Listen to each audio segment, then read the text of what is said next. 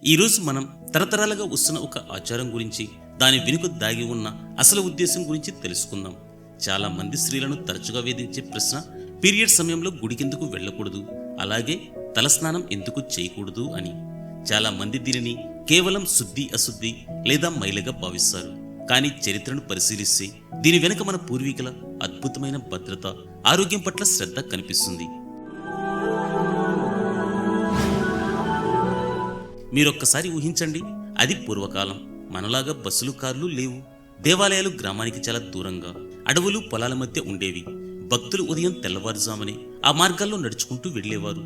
ఈ సమయంలో పీరియడ్స్ ఉన్న మహిళలు ప్రయాణిస్తే ఋతుస్రావ రక్తపు వాసన అడవిలోని జంతువులను త్వరగా ఆకర్షించే ప్రమాదం ఉంది.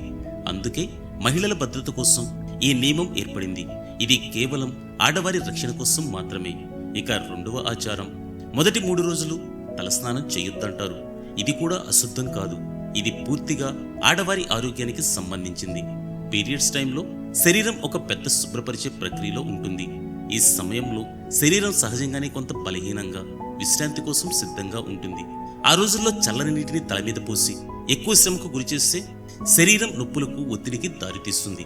అందుకే ఈ నియమాలు శుద్ధి అశుద్ధి కోసం పెట్టినవి కావు. మన ఆరోగ్య భద్రతను కాపాడటానికి మన పెద్దలు ప్రేమగా ఏర్పరిచిన మంచి సాంప్రదాయాలు మాత్రమే. నిజమే కదా? లేక ఇంకేదైనా కారణం ఉందా? తప్పకుండా కామెంట్ చేయండి.